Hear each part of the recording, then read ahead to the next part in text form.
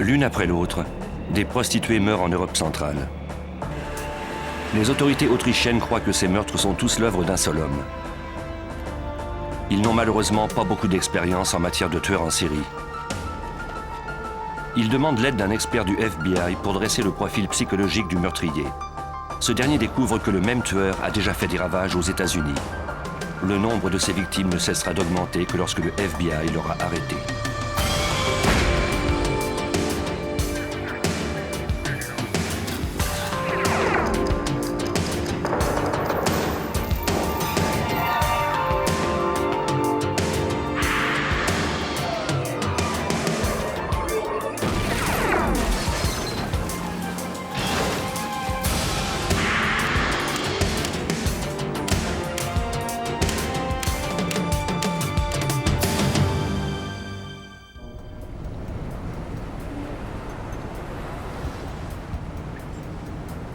En Autriche, le commerce du sexe est légal. Les prostituées circulent dans les rues et offrent leurs services aux hommes prêts à payer.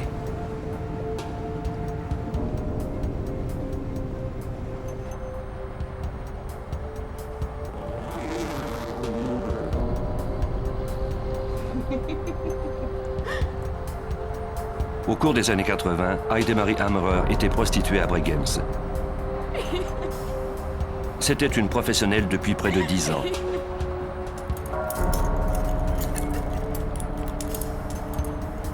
Elle avait l'habitude des demandes particulières.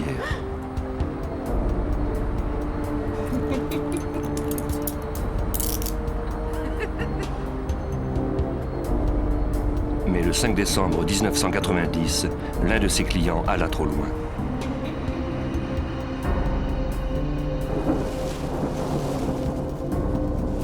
Le meurtrier s'empressa de rhabiller sa victime, puis il traîna son corps dans une forêt isolée à 15 km de la ville où il l'abandonna.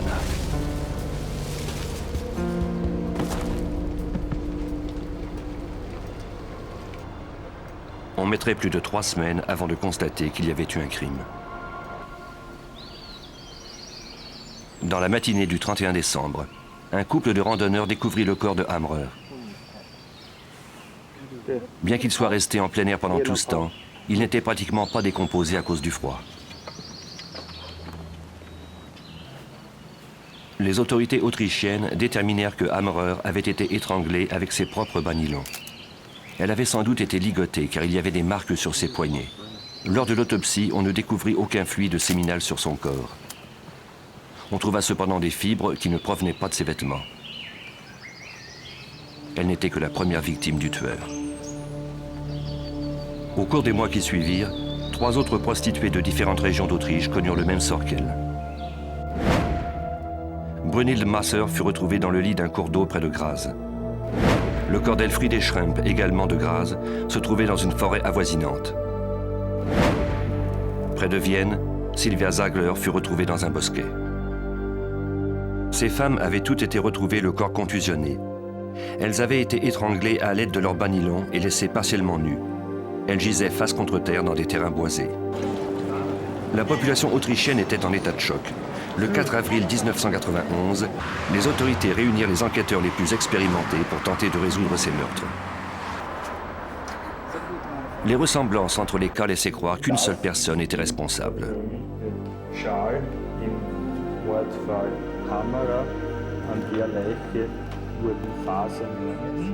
Il s'agissait pour l'Autriche du premier cas de tueur en série.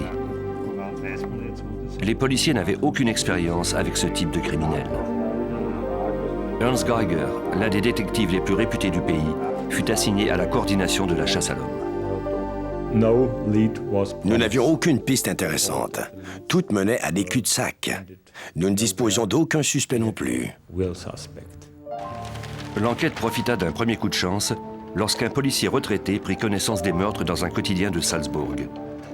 Ces cas ressemblaient étrangement à une enquête qu'il avait résolue en 1974.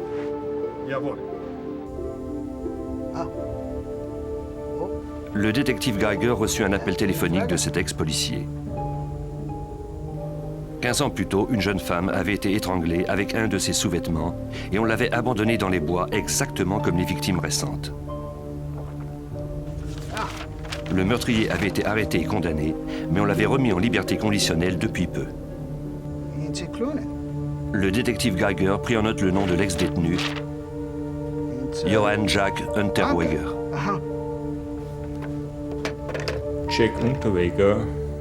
Jack Unterweger avait été remis en liberté conditionnelle après 15 ans d'incarcération pour le meurtre d'une jeune femme.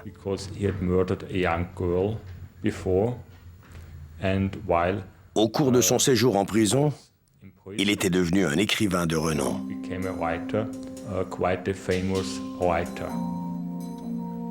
Se pouvait-il que cet auteur à succès fût également un tueur en série? Geiger et son équipe examinèrent les antécédents de ce journaliste. Jusqu'en 1990, Jack Unterweger avait eu une vie difficile. Il était né en Allemagne d'une mère prostituée qui l'avait abandonné en bas âge. Il avait été victime d'abus sexuels, négligé, vivant d'un foyer à l'autre. À l'adolescence, Jack commença à exprimer la rage qu'il ressentait suite à son enfance tragique. À 25 ans, cette violence lui coûta une peine d'emprisonnement à vie.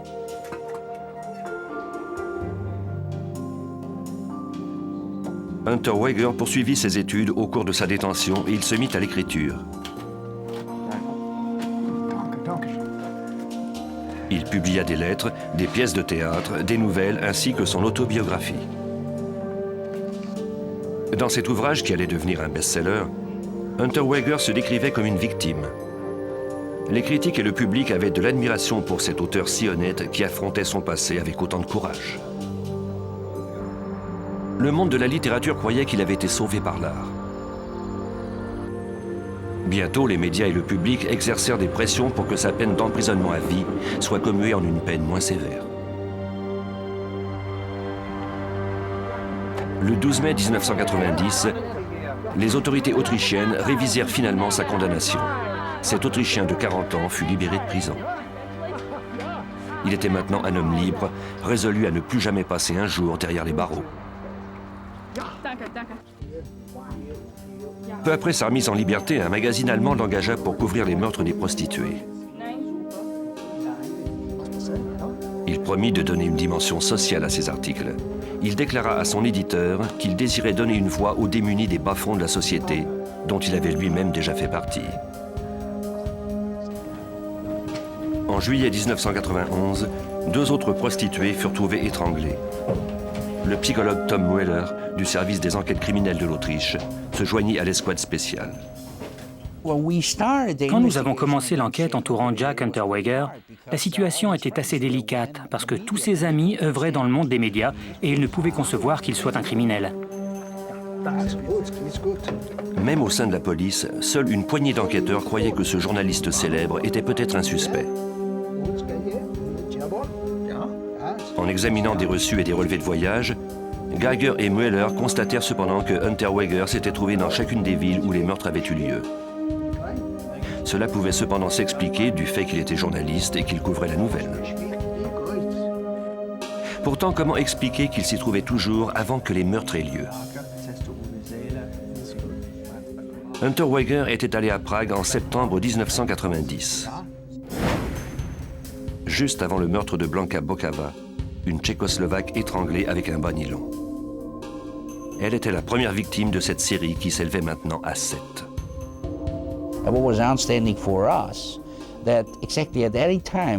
Il était tout de même étonnant que Jack se trouve à Prague ou dans l'ouest de l'Autriche, ou alors dans le sud, exactement au moment où l'on découvrait un cadavre en forêt.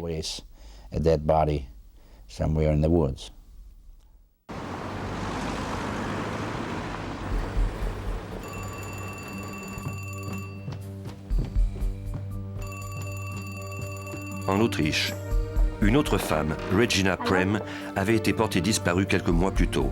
Elle était présumée morte. Ses proches attendaient désespérément des nouvelles. En octobre 1991, son mari reçut un appel téléphonique troublant, d'autant plus que sa ligne téléphonique était confidentielle. L'homme au bout du fil lui dit qu'il était le meurtrier de Regina. Il lui décrivit ses vêtements. Il déclara que Dieu lui avait donné l'ordre d'immoler Regina. Il poursuivit en disant qu'il l'avait laissée sur place en tournant son visage face contre terre en direction des enfers. L'appel était une torture affreuse pour cet homme déjà traumatisé par la disparition de sa femme. Lorsque les policiers recueillirent son corps, ils purent confirmer que Regina Prem était bien la 8e victime du tueur en série. Cette découverte ne les rapprochait malheureusement pas davantage du meurtrier.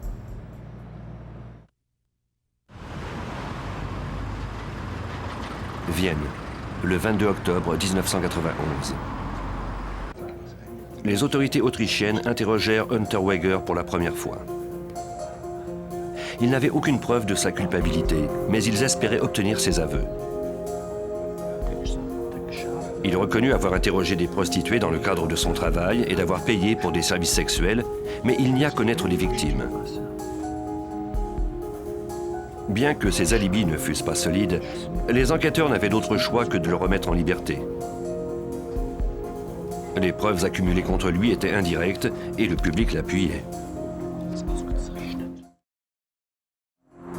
Mueller et Geiger étaient quant à eux persuadés de la culpabilité d'Unterweger et ils continuèrent à fouiller son passé. Ils retracèrent la voiture qu'il conduisait à sa sortie de prison. Comme il l'avait vendue un an plus tôt, les chances de trouver des indices valables étaient minces. Les experts ne trouvèrent qu'un fragment de cheveux.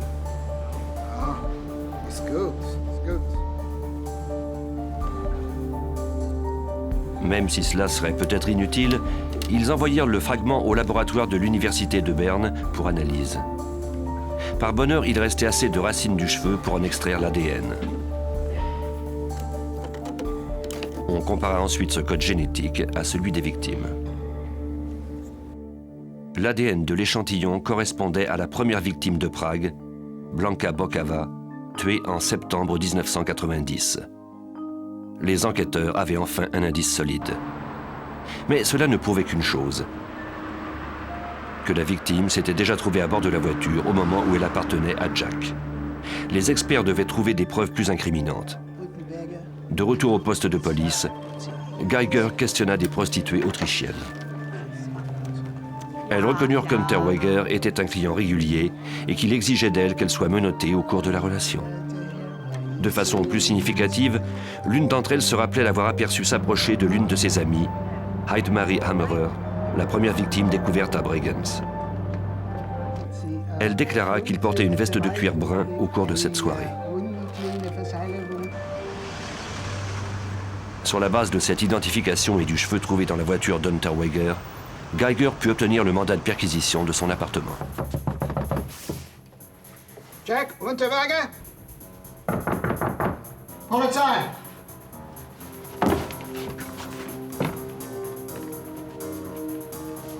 Unterweger n'était pas là quand la police se présenta chez lui. Les policiers réquisitionnèrent certains de ses vêtements, notamment une veste de cuir brun pour les soumettre à des analyses. Un des détectives trouva des reçus dans une poubelle. Ils provenaient d'un restaurant de fruits de mer à Malibu, en Californie, et qui était daté de 9 mois plus tôt. Jack Unterweger était allé aux États-Unis. Au bout du compte, la fouille de l'appartement donna cependant des résultats plutôt décevants. Rien ne prouvait formellement l'implication d'Unterweger dans les meurtres. Les indices étaient trop minces pour permettre aux détectives d'obtenir un mandat d'arrêt. Ils durent abandonner l'enquête. Encore une fois, Jack Unterweger avait une longueur d'avance sur eux.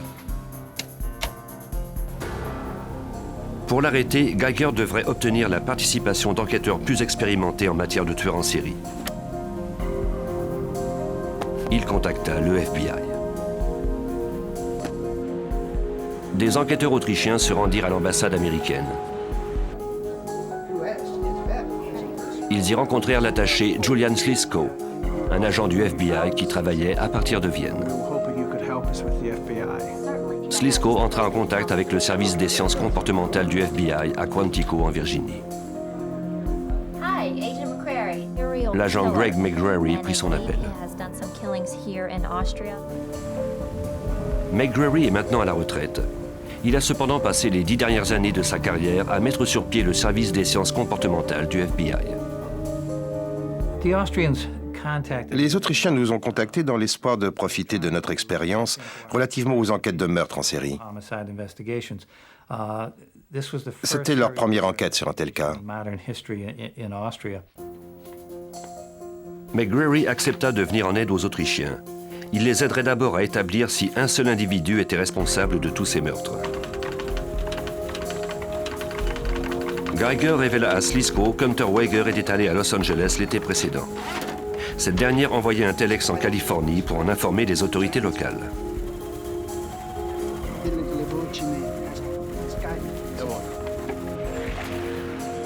Au cours des jours suivants, Geiger et Mueller se préparèrent à leur rencontre avec les responsables du FBI. Ils prirent soin de prendre les rapports des scènes de crime, les rapports d'autopsie et les photos. Un détective de Californie, Ted Miller, se mit en contact avec eux. Son collègue Jim Harper et lui avaient travaillé pendant plusieurs mois sur une série de meurtres non résolus. Ces homicides étaient semblables aux meurtres commis en Europe et pour lesquels on soupçonnait Jack Hunter Wager. Cela a tout de suite mis le feu aux poudres. C'était incroyable. Nous avions travaillé 8 mois sur cette enquête. Nous n'avions aucun suspect en vue. La série de meurtres s'était arrêtée. Et puis, tout à coup, l'enquête a eu ce nouvel élan. Les enquêteurs autrichiens comparèrent leurs notes à celles de leurs homologues américains. Il y avait des ressemblances très nettes entre les cas. Les victimes étaient toutes des prostituées. On les avait étranglées avec un de leurs sous-vêtements et abandonné leur corps dans des endroits isolés. Miller et Harper reconstituèrent les allées et venues du suspect en Californie. Ils vérifièrent auprès des lignes aériennes, des entreprises de location d'auto et des hôtels. À partir des données obtenues, ils purent établir l'état des déplacements d'Hunter Wager. Il est venu à Los Angeles en vacances au mois de juin 1991. Il est arrivé vers le 2 ou le 3 juin et est reparti le 17 juillet. Au cours de son séjour, Hunter Wager avait même visité le quartier général de la police de Los Angeles. Il était entré dans le bureau des relations publiques et avait présenté sa carte de journaliste. Il désirait participer à un programme spécial mis sur pied par la police. Ce programme permet aux civils d'accompagner les policiers lors de leur patrouille. Comme les papiers de Jack étaient tous valides, sa requête fut acceptée. Hunter Wager.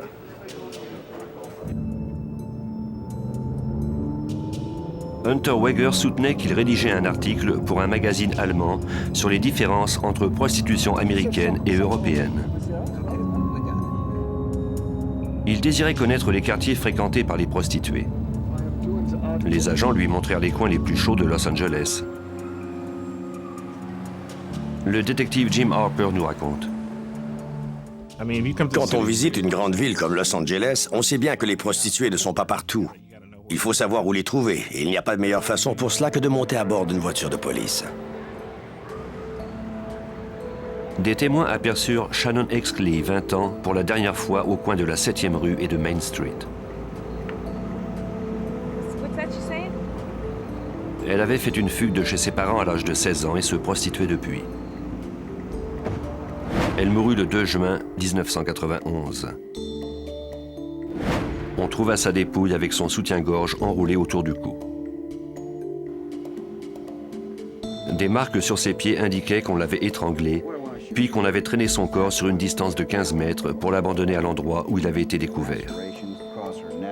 Des experts légistes découvrirent du sperme provenant de 7 individus. Malheureusement, les détectives de Los Angeles ne disposaient pas d'un suspect pour effectuer des comparaisons génétiques. 10 jours plus tard, les enquêteurs trouvèrent le corps d'une autre prostituée, Irene Rodriguez. Son cadavre était dissimulé derrière un camion à seulement 2 km de l'endroit où le corps d'Exley avait été abandonné. Comme la première victime, le tueur avait étranglé Rodriguez avec son propre soutien-gorge. De plus, la dernière fois qu'on l'avait vue, elle se trouvait également au coin de la 7e rue et de Main Street. Les policiers découvrirent qu'Hunter Wager vivait dans ce même quartier. Il avait loué une chambre au Cecil Hotel, au 643 South Main Street, soit juste au coin de la 7e rue. C'est à cet endroit que les 2 victimes ont été vues pour la dernière fois. Une 3e victime, Sherry Long, fut trouvée morte près de Malibu moins de 2 semaines plus tard. Une fois encore, Hunter Wager avait loué une chambre dans le secteur où l'on avait vu Lang pour la dernière fois. Autour de son cou, son soutien-gorge était enroulé et noué très serré. Le détective Jim Harper fut frappé par cette méthode de strangulation particulière.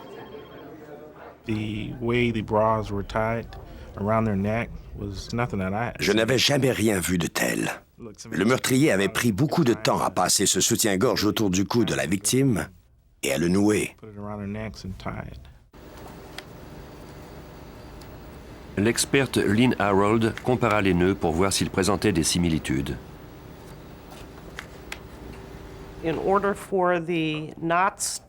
Pour faire les nœuds, le meurtrier devait défaire le soutien-gorge d'une façon particulière. Il ne faisait pas qu'un nœud plat. Il retirait d'abord l'élastique de la courroie gauche, ce qui rendait plutôt invraisemblable la possibilité que 3 individus différents aient ainsi pu, au hasard, étrangler 3 personnes de cette façon particulière. Geiger et Mueller ajoutèrent à leur dossier existant les informations obtenues du service de police de Los Angeles et ils s'envolèrent vers la Virginie. Ils espéraient que les experts du FBI pourraient leur dire si un seul homme était l'auteur de ces 11 meurtres. De l'autre côté de l'Atlantique, en Autriche, Jack Hunter Wager était toujours une personnalité bien en vue.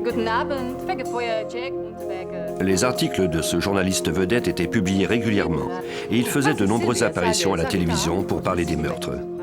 Il déclara en ondes que la police autrichienne était constituée d'incapables et qu'on se servait de lui comme d'un bouc émissaire. Hunter Wager clamait à qui voulait l'entendre que les autorités étaient résolues à le remettre derrière les barreaux, quitte à inventer une preuve si nécessaire pour lui attribuer la responsabilité de ces crimes sordides. Le journaliste était populaire auprès du public en général et aussi dans les boîtes de nuit qu'il fréquentait. Ses nombreuses admiratrices lui trouvaient un certain charme.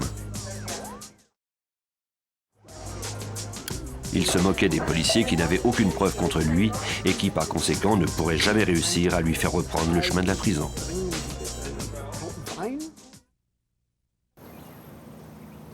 En août 1992, les détectives autrichiens arrivèrent à Quantico, en Virginie.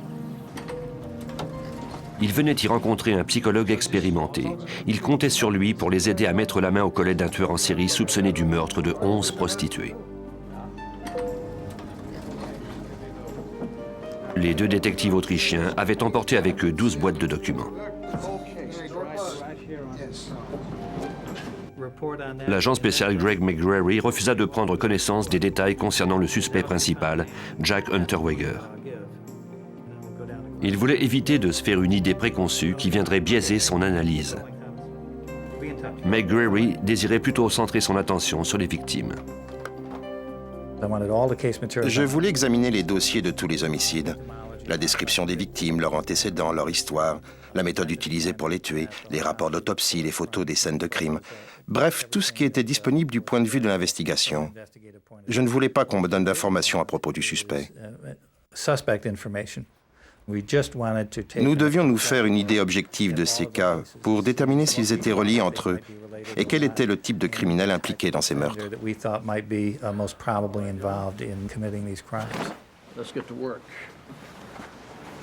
Au départ, il fallait éviter de présupposer que les crimes étaient reliés entre eux. McGrary les compara et examina les similitudes. Il s'assura qu'ils présentaient suffisamment de caractéristiques particulières avant de conclure qu'ils avaient été commis par un seul individu. Il se mit ensuite à la recherche d'une sorte d'empreinte comportementale, une signature que l'on retrouverait dans tous les meurtres.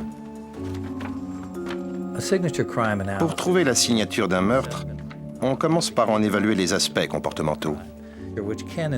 Parfois, c'est un événement unique, mais le plus souvent, on retrouve la même série de comportements d'un crime à un autre. C'est en nous basant sur les agissements du criminel qu'on peut ensuite dresser des liens entre les cas.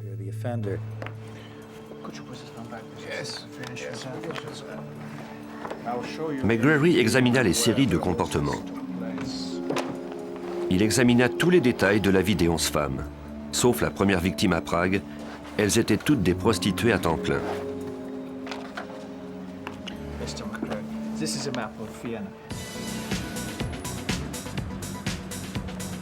Une amie de Blanca Bocava l'avait vue pour la dernière fois le 14 septembre 1990, au moment où elle quittait un bar de Prague.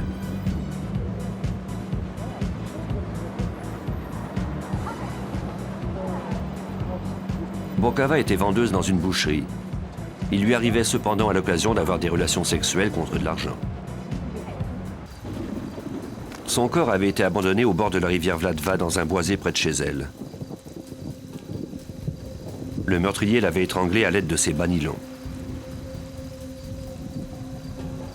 Il l'avait laissée nue et caché son corps sous des branchailles. Il avait jeté ses vêtements et ses papiers d'identité dans la rivière. Heidemarie Hamrer, la première victime trouvée par les autorités autrichiennes, se prostituait officiellement depuis 10 ans. À ses débuts, elle avait eu des clients violents. Elle était devenue plus prudente ensuite. On l'avait vue pour la dernière fois le 5 décembre 1990, à côté de l'entrée d'un stationnement intérieur.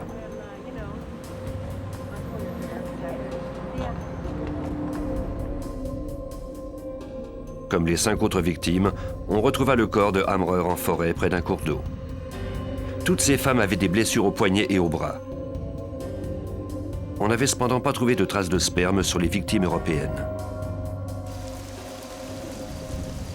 Pour l'expert, cela pouvait signifier que le meurtrier était impuissant et qu'il manquait d'assurance relativement à sa virilité.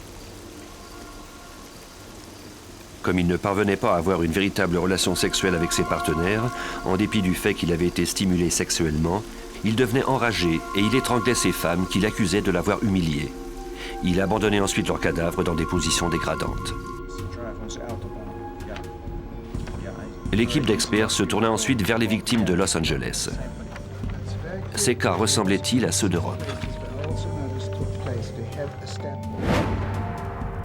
Shannon Exley avait été trouvée face contre terre dans un terrain gazonné près d'une sortie de l'autoroute. Elle ne portait qu'un t-shirt et une paire de chaussettes. On avait traîné son corps sur une distance de 15 mètres, soit de la chaussée à l'endroit où son corps avait été trouvé. Elle avait été étranglée avec son soutien-gorge. Tout comme les autres meurtres commis à Los Angeles, ce crime démontrait que le meurtrier avait certaines préférences et que la violence en elle-même était devenue pour lui une sorte de stimulation sexuelle. Nous avons vite constaté que le mode d'opération était le même pour tous ces homicides, que c'était devenu comme un rituel. Les femmes avaient des modes de vie similaires, en ce sens qu'elles étaient prostituées ou échangeaient des faveurs sexuelles contre de l'argent. Quand le meurtrier entrait en contact avec elles, elles étaient dans la rue. Il les attirait sournoisement. Personne ne les avait vues monter à bord de sa voiture. Il les conduisait ensuite dans un secteur isolé. Il les tuait en les étranglant avec un de leurs vêtements. Ensuite, il abandonnait leur corps dans la nature sans avoir eu de relation sexuelle avec elles.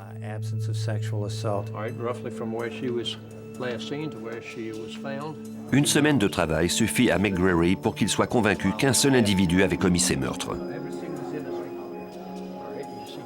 L'agent du FBI et les détectives autrichiens passèrent la semaine suivante à dresser le portrait de l'assaillant. Il se déplaçait facilement. C'était un homme d'âge mûr, intelligent, sophistiqué et méthodique.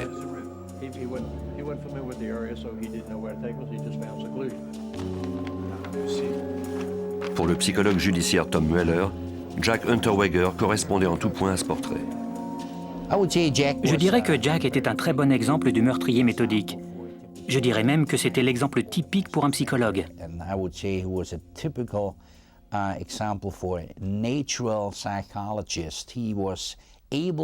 Il comprenait les besoins des autres. Il pouvait facilement s'approcher des gens, les écouter et ensuite les manipuler. Mais comment un même individu avait-il pu commettre des meurtres sur 2 continents? Il y avait des victimes en Tchécoslovaquie, en Autriche et aux États-Unis.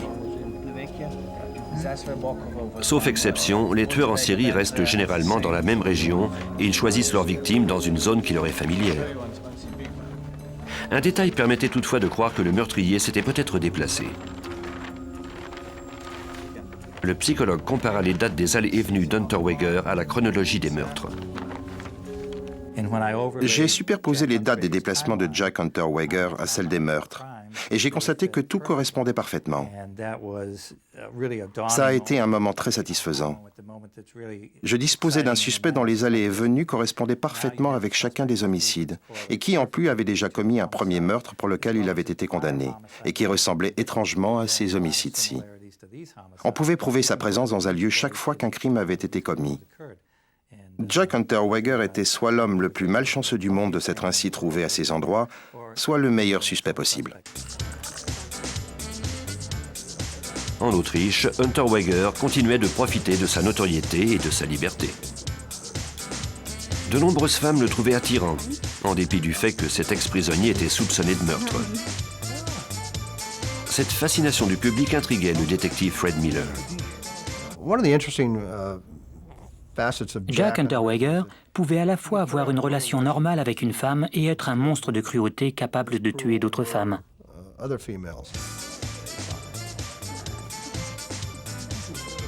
L'étudiante Bianca Amrak fut parmi les femmes à tomber sous le charme d'Unterweger. Cette jeune serveuse de 18 ans travaillait au bar qu'il fréquentait. Elle fut flattée de l'attention que lui portait le célèbre écrivain.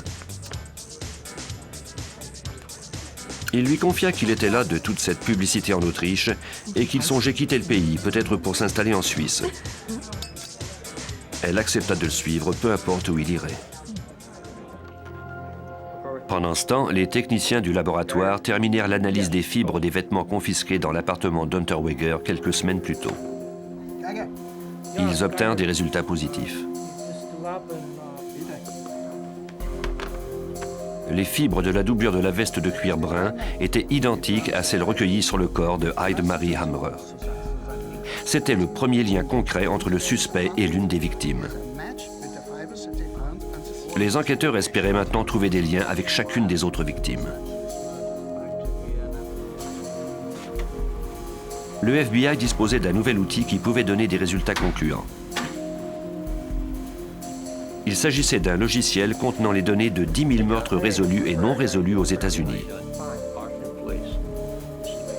Un programmeur introduisit les données de tous les cas d'Europe et de Los Angeles.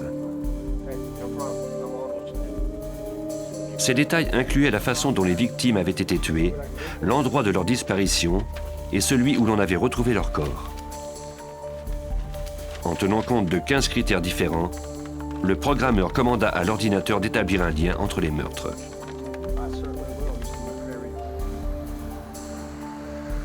« 48 heures plus tard, il convoqua les détectives. Les résultats étaient concluants. L'ordinateur avait statistiquement relié les 11 meurtres. Cela signifiait que Jack Unterweger était l'auteur de tous ces meurtres. Grâce à ces ressources, le FBI fournissait des preuves très convaincantes aux Autrichiens pour consolider leur enquête sur Unterweger. Ce dernier était cependant toujours introuvable. Les détectives autrichiens rentrèrent dans leur pays.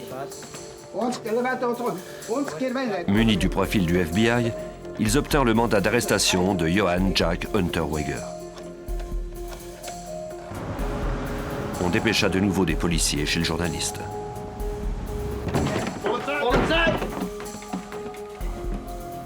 Jack avait laissé son appartement. Geiger téléphona à son bureau et il ordonna à l'équipe en fonction de faire surveiller toutes les voies de sortie d'Autriche.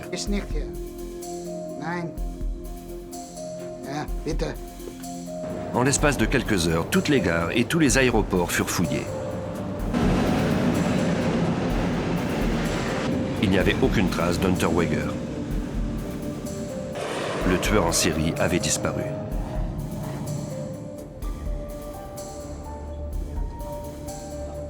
Il était parti avec la jeune Bianca Amrak. Les autorités autrichiennes ne pouvaient plus l'atteindre.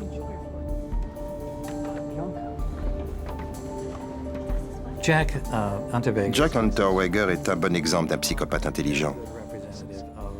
Il est devenu un auteur à succès de romans et de pièces de théâtre. Mais les psychopathes sont très manipulateurs. Ils sont extrêmement habiles pour berner les autres.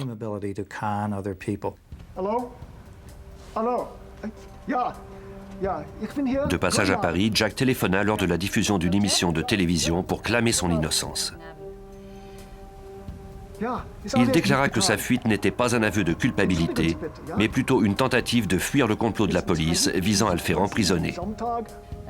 Il promit de retourner en Autriche et de répondre à toutes les questions qu'on lui poserait, à condition que le mandat d'arrestation soit retiré. Malgré cet appel, les policiers autrichiens n'avaient pas la moindre idée de l'endroit où il se terrait. À Vienne, les enquêteurs interrogèrent ses amis. Ces derniers apprirent, imperturbables, qu'il avait été accusé de nombreux meurtres. Ils dirent que Jack était parti quelques jours en Amérique avec une certaine Bianca Mrak, une ancienne serveuse du bar qu'il fréquentait.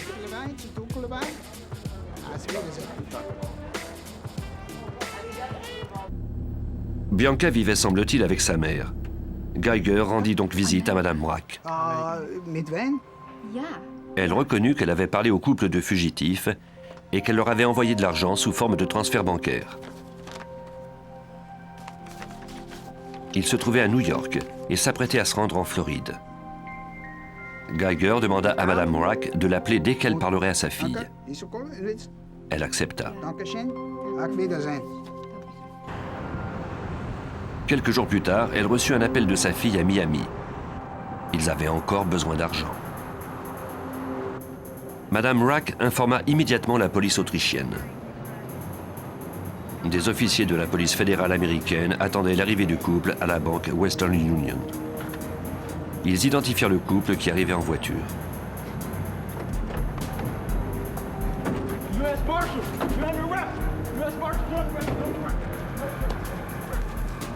Hunter Weger fut arrêté rapidement.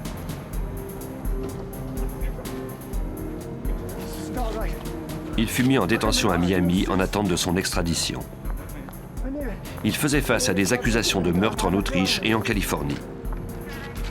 Le détective Fred Miller de Los Angeles s'entretint de l'affaire avec ses homologues autrichiens.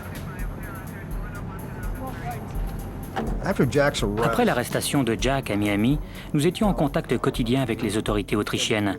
Nous tentions de réunir les informations dont ils disposaient et les nôtres relatives aux meurtres de Californie. Des membres de la police autrichienne sont venus à quelques reprises à Los Angeles. Ils nous ont fourni le matériel dont nous avions besoin, photos des scènes de crime et informations à propos des victimes et de Jack. Les autorités autrichiennes désiraient faire comparaître Hunter Weger pour les 11 meurtres. Mais ils savaient que cela risquait d'être difficile. Pour le public autrichien, Jack était une célébrité. Il fallait changer cette image et démontrer qu'en réalité, le suspect était un homme cruel et sombre.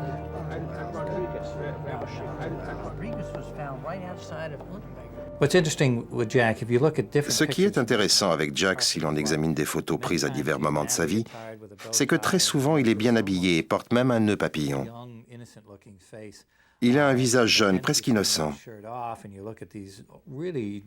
Mais si on le voit sans sa chemise et qu'on regarde ses tatouages diaboliques qui sont typiques de la plupart des prisonniers violents, on perçoit la dichotomie entre l'apparence extérieure de Jack et sa psychopathologie secrète.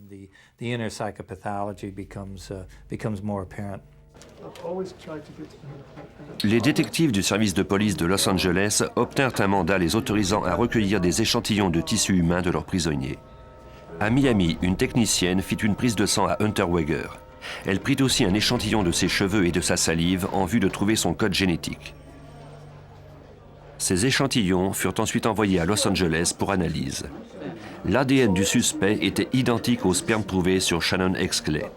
Cependant, il y avait des traces de sperme de 6 autres hommes sur le corps de la victime et on n'avait trouvé aucune trace de fluide séminal sur les 2 autres prostituées américaines. Jack Hunter Weger était inquiet car il risquait d'être envoyé en Californie où la peine de mort est légale. Il ne voulait pas mourir dans une chambre à gaz. S'il retournait en Autriche, toutefois, il serait accusé des 11 meurtres. Le psychologue judiciaire Tom Mueller nous explique. Lorsqu'un citoyen autrichien commet un crime, peu importe où il se trouve dans le monde, il continue à relever de la justice autrichienne. Les autorités américaines ont donc accepté de renvoyer Hunter Weger dans son pays. En retournant dans son pays natal, ce dernier dut faire face à 11 chefs d'accusation d'homicide, dont ceux de 7 femmes qui avaient été tuées en Autriche. Ces accusations ne diminuèrent en rien l'appui des médias envers le journaliste. Au cours de sa détention avant le procès, Jack continua de clamer que les policiers avaient tramé un complot contre lui. Au bulletin de nouvelles, on parlait abondamment de son cas. C'est dans cette atmosphère survoltée que les procureurs d'Autriche se préparèrent au procès. Pour gagner cette cause, ils devaient disposer d'un dossier à toute épreuve. Le détective Jim Harper de Los Angeles se rendit à Vienne pour témoigner au procès. Le seul procès auquel on peut le comparer est celui d'O.J. Simpson à Los Angeles. C'était très médiatisé. On en parlait dans tous les journaux. Cela faisait la manchette. Quand nous sommes arrivés à Vienne pour témoigner, nous avons remarqué que nous faisions nous-mêmes la une des journaux. Le procès fut présidé par 3 juges. La poursuite disposait de peu d'indices. On comptait principalement sur le profil comportemental dressé par l'expert McGrary.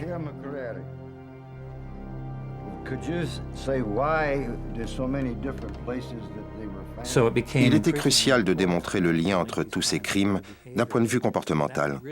C'était la seule façon de prouver la culpabilité de Jack. C'est donc devenu l'aspect le plus critique de son accusation. Par son témoignage, l'expert McGrary démontra finalement qu'il y avait un lien entre toutes les victimes. La piste de cadavres laissée par Jack Unterweger se poursuivait outre-Atlantique. Là où il se trouvait, des femmes étaient assassinées. Lors de son séjour à Los Angeles, 3 prostituées avaient été trouvées mortes. Et les meurtres ressemblaient de façon troublante à ceux d'Europe. Shannon Exley et 2 autres prostituées américaines avaient été étranglées à mort. Leur assaillant s'était servi de leur soutien-gorge pour les étrangler. Les nœuds étaient identiques à ceux des bas nylons en Europe.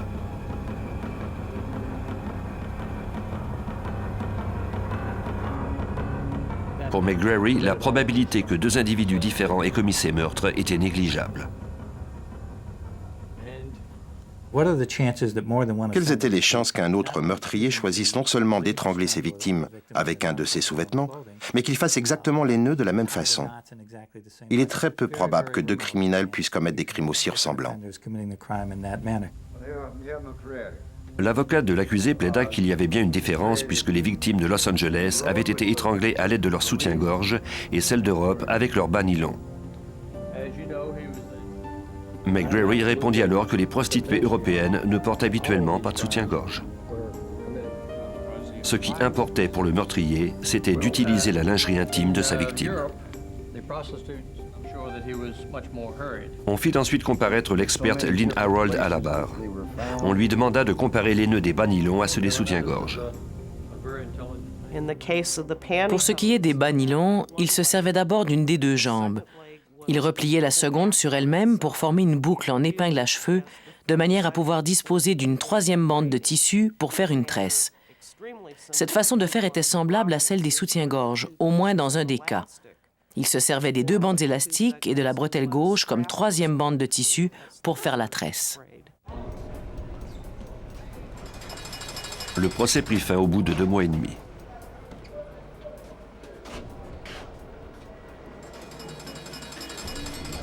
Le 28 juin 1994, le jury de Graz trouva Johann Jack Unterweger coupable de 9 des 11 meurtres. Les 2 autres victimes étaient dans un état de décomposition trop avancé pour qu'on puisse s'en servir comme élément de preuve.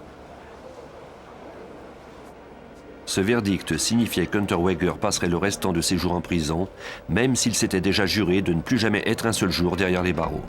Il a toutefois fini par avoir le dernier mot. Il s'est étranglé avec un ruban de nylon prélevé à même son uniforme. On associe généralement le suicide à une période dépressive ou au fait que quelqu'un éprouve de la honte ou de la culpabilité. ou même une sorte de remords. Ce n'était pas du tout le cas de Jack Unterweger. Les psychopathes de sa trempe aiment avoir le contrôle. C'était comme une sorte de défi, une façon de reprendre le contrôle à l'État ou aux autorités. Il n'entendait pas qu'on le contraigne à passer le reste de ses jours en prison. Le cas Jack Unterweger démontre que les tueurs en série ne sont pas issus d'un phénomène exclusif à l'Amérique du Nord.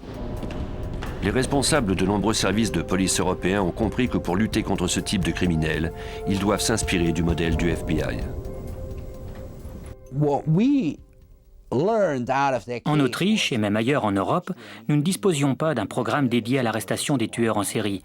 Notre service de psychologie judiciaire tente d'implanter un système similaire ici. Nous pourrons ensuite comparer tous les crimes sexuels et les cas d'homicide de cette nature.